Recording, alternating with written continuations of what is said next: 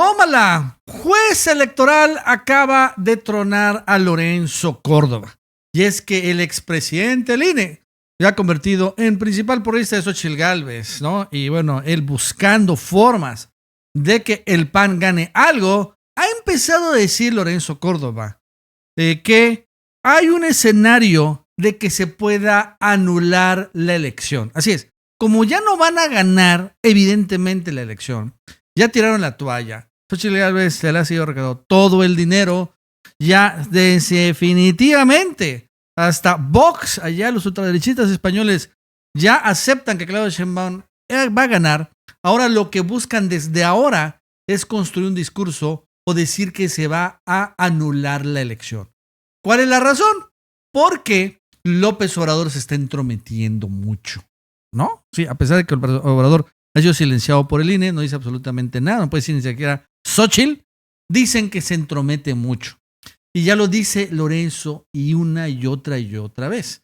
Sin embargo, el día de hoy, uno de los magistrados electorales, Felipe de la Mata, saca un artículo en donde le dice sencillamente que Lorenzo es un total, absoluto mentiroso y faccioso, que realmente no se puede decir absolutamente nada de una probable nulidad, porque sencillamente no sería legal, no está en la ley, no se contempla ningún supuesto en este momento, ni tampoco después. Y vamos a escuchar a Lorenzo Córdoba, que ha empezado a decir, esto está en una podcast del Universal, esto que viene la nulidad electoral, que el presidente Obrador con sus mañaneras, es lo que está diciendo, podría provocar la nulidad del triunfo de Claudia Sheinbaum. Vamos a escucharlo.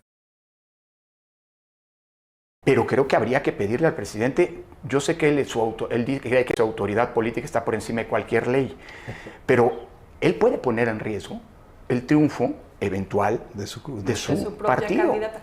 Pero Lorenzo, tú porque dices esto por rompe menos, la equidad de la contienda. Yo creo que puede ser, sobre todo porque no lo tenemos claro ni siquiera a la hora de legislarlo, si esto realmente es determinante o no. Por eso el tribunal en algún momento dijo, no es determinante, pueden ser 34 y no ser determinantes. En cambio, las anulaciones que se han dado tienen más que ver con lo que sucedió el día de la jornada electoral, si se anuló una casilla o no se anuló una casilla. Campaña también, no tanto de la presencia o participación de gobernadores. ¿Algún ejemplo tienes? Se han anulado a municipios, por ejemplo, porque un candidato hizo un mitin en el atrio de una iglesia, hablando del principio de la laicidad. Se han anulado elecciones. ¿Y se anuló la de ese municipio? Sí, claro. Se han anulado elecciones, por ejemplo, porque el día de la elección el gobernador recorrió varias casillas en un autobús, desvío de recursos públicos para favorecer a un candidato. Es decir, cuidado, yo no estoy diciendo que se deban anular. Para mí el tribunal ha sido incluso muy laxo a la hora de anular algunas elecciones. Sí. Yo creo que anular una elección significa decir que todo lo que ocurrió se tiene que tirar a la basura y se tiene que volver a hacer. Es una válvula de seguridad para que, ante situaciones extremadamente graves, una elección no pueda anularse, pero no pueda, es decir, siga teniendo un carácter democrático. Pero cuidado, las violaciones que está teniendo el presidente están siendo sistemáticas y reiteradas. Sí, como Fox. Y aunque las sentencias del tribunal lo ha reconocido ese propio órgano, no tienen una consecuencia en términos de responsabilidades para el presidente porque este tiene un régimen particular y solo tienen un efecto declarativo, cosa que no creo que espante al presidente, ¿no? No. Que sigue reiteradamente violándolas. Sí puede, en términos de su volumen, ser, y es casi seguro que ello ocurra, si la oposición es la que pierde la elección, si gana Morena, que se argumente esto y el tribunal va a tener, con sus precedentes, un camino cuesta arriba para poder decir, es que esto no fue determinante. Va a depender mucho, hay que decirlo, también de la diferencia de votos. Ahora, Lorenzo, si es una elección resuelta de manera muy estrecha, sí, claro, estaremos en problemas por la irresponsabilidad e incontinencia del presidente. Ahora, él ha dicho... ¿Cómo la ven? Lorenzo Córdoba ya empieza a decir, se va a anular la elección por la incontinencia del presidente. Es que las mañaneras, es que ataca a todos los medios democráticos, es que se mete con los medios nacionales e internacionales en New York Times. Claro, también nos dice conservadores, se mete conmigo, etcétera, etcétera. Y esta incontinencia es lo que va a llevar a anular las elecciones. Y las preferencias electorales. Y el voto. Y bueno, el pueblo, eso no importa. La incontinencia del presidente es sistemática. Eso es interesante. Sin embargo, fue inmediatamente hoy replicado. Un magistrado electoral, Felipe de la Mata Pizaña, saca el siguiente artículo, que es evidentemente una respuesta al Lencho Córdoba. Que nadie se anilante. Vamos a leer algunas parrafitos. Dice, unos comicios no pueden anularse, ni siquiera preverse su nulidad antes de la jornada electoral. O sea, no se puede decir absolutamente nada de una probable nulidad electoral. No hasta que se dé la elección. Es necesario que el proceso electoral siga su marcha al menos hasta el día de la elección para que, de acuerdo con las demandas y las pruebas que se presenten, los tribunales electorales puedan conocer los hechos, analizarlos y determinar si debe anularse la votación recibida en una casilla o incluso la invalidez de una elección. Hay causas específicas, por cierto, según la ley, para anular la votación recibida en una casilla. En una casilla. Por ejemplo, instalar una casilla en un lugar distinto al apropiado, sin causa justificada, recibir votación de personas u órganos distintos a los facultados por la ley, impedir el ejercicio del derecho del voto, así como que mide dolo error en el cómputo de fracos, etcétera, etcétera. La causa genérica de nulidad, o sea, ya no solo una casilla, sino en general, está prevista en la ley, es la existencia de irregularidades graves plenamente acreditadas que no puedan repararse durante el día de elección o en las actas de escrutinio. Establece la Constitución 3 supuestos por los que una elección puede decretarse nula. Que algún candidato exenta el gasto de campaña en 5% al monto autorizado, se adquiera o compre cobertura informativa o tiempos en radio y televisión fuera de la ley, o por recibir o utilizar recursos de procedencia ilícita o recursos públicos en la campaña. ¿No? También se considera causal de nulidad la violación a principios constitucionales, por ejemplo, la nulidad de elección por quebrantamiento al principio del Estado laico.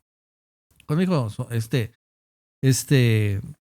Lorenzo, ¿no? Que se anuló una elección después de que un candidato estuvo en una iglesia, o bueno, algo así. Y ahí se va, ¿no? Entonces es interesante, ahí al final dice que nadie se adelante a decir que una elección es nula o va a anularse cuando todavía no ha habido la jornada electoral. Pero es una muy fuerte respuesta.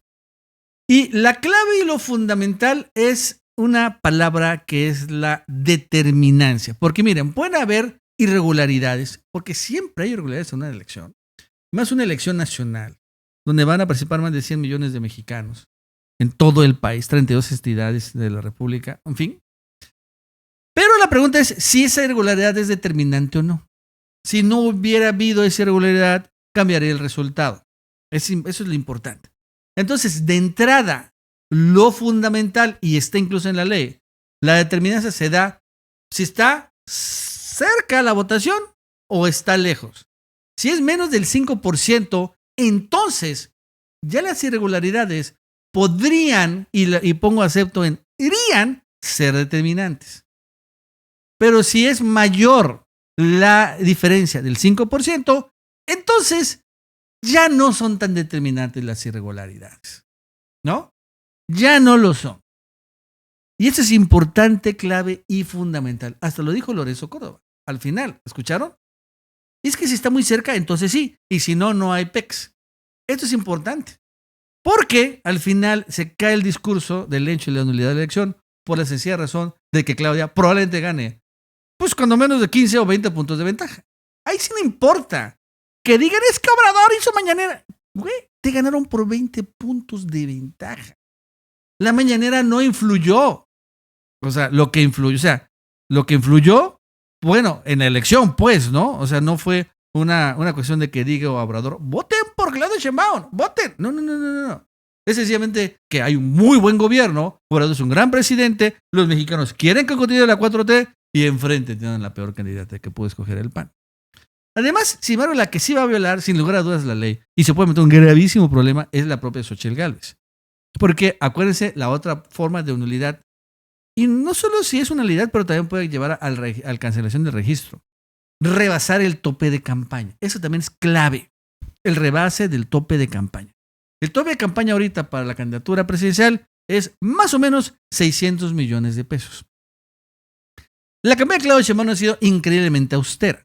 O sea, ha privilegiado mítines, pero si se dan cuenta, en estos mítines tiene una lona y no tiene nada más. Tiene sonido, pero no hay más. Xóchitl, o sea, tiene un montón de producción audiovisual. No se diga los bots, todo eso. Entonces, ¿qué ha pasado? Xóchitl acaba de señalar que le va a dar el PAN todavía más millones de pesos a su campaña. El convenio original, por lo que tengo entendido, entre el PRI, PAN y PRD, es que de los 600 millones le iban a dar entre los tres partidos como 300 millones. La mitad del tope de campaña. Y entonces ya logró Xóchitl que el PAN le va a aportar 80 millones más. Van 380 millones. Ahora, según dice Xóchitl, va a convencer que el PRI le aporten 80 millones más. Van a llegar a 460 millones. Todavía falta un poquito para el tope de campaña. El problema es lo que dijo también, que va a haber aportaciones privadas y van a ingresar entre 100 a 200 millones de pesos más. O sea, Xóchitl Gálvez con esto estaría alcanzando el umbral, incluso rebasándolo, de los 600 millones de pesos. Porque si efectivamente consigue 200 millones de pesos de supuestas aportaciones, pero seamos honestos, van a ser las ONGs de Estados Unidos las que van a meter esta lana, o los empresarios, como Ricardo Salinas Pliego, que va a preferir darle a Xóchitl Gálvez una lana que pagar sus impuestos, sin lugar a dudas. Ya con esto, rebasa Xóchitl Gálvez el tope de campaña sin tener en cuenta la fiscalización.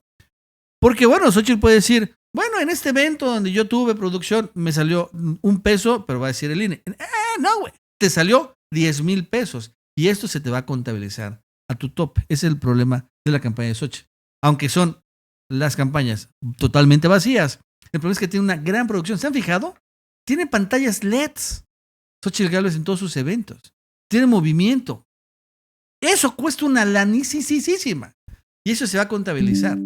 Mientras al final, Claudia juega lo seguro, pone lonas, pone un templete, pone sonido y se acabó, algunas vallas y no hay realmente tecnología. No porque no quiera, no porque no tenga el billete, pero no quiere finalmente rebasar, quiere estar hasta abajo. Sin luego, Claudia Sheinbaum va a gastar mucho menos que los tres candidatos, incluido a Álvarez Maínez. En medio de todo esto empezó una rebelión al interior del Poder Judicial y se fueron directamente contra Piña. Y aquí es interesante porque Piña dirige 2 órganos judiciales. La Suprema Corte, de lo que es famosa, pero también el Consejo de la Judicatura. El Consejo de la Judicatura es el órgano del Poder Judicial que se encarga de organizar a los jueces. Se encarga de, nombrar qué juez va a tal distrito, qué magistrado va a tal lugar, en fin. Y si se portan mal, son los que deberían castigar a los jueces, lo que nunca hacen. Pero bueno, de todos modos, Celia Maya, una personaje cercana a López Obrador, no sé si se acuerdan, ella fue electa como parte del Consejo de la Judicatura, que también preside Norma Piña. Y es que no había sonado mucho hasta el día de ayer, cuando Celia Maya rompe con Norma Piña.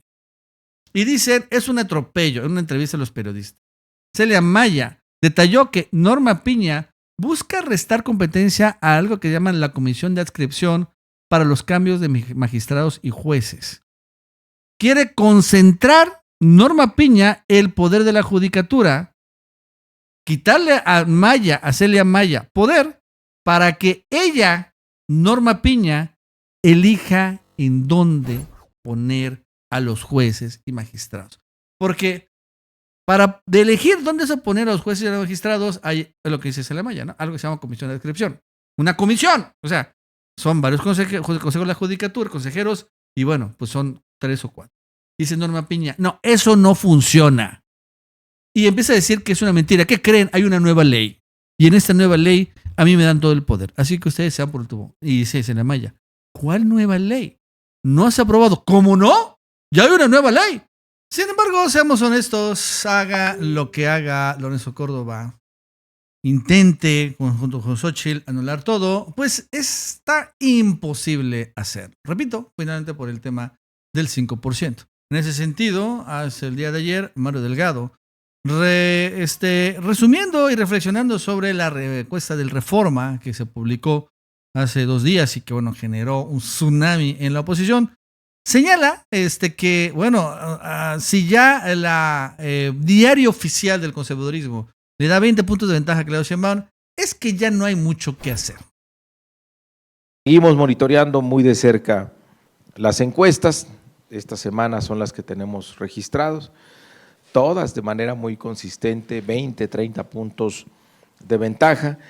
Y hoy, pues Reforma, que no es un periódico que sea muy simpatizante de la Cuarta Transformación, imagínense cómo estamos, que tienen que reconocer estos números. No crece, no pegó su chicle la candidata del PRI ni del PAN, sigue estancada donde mismo desde agosto, es decir, agosto, septiembre, octubre, noviembre, diciembre, enero, febrero, marzo, en 8 meses, no ha crecido, está igual.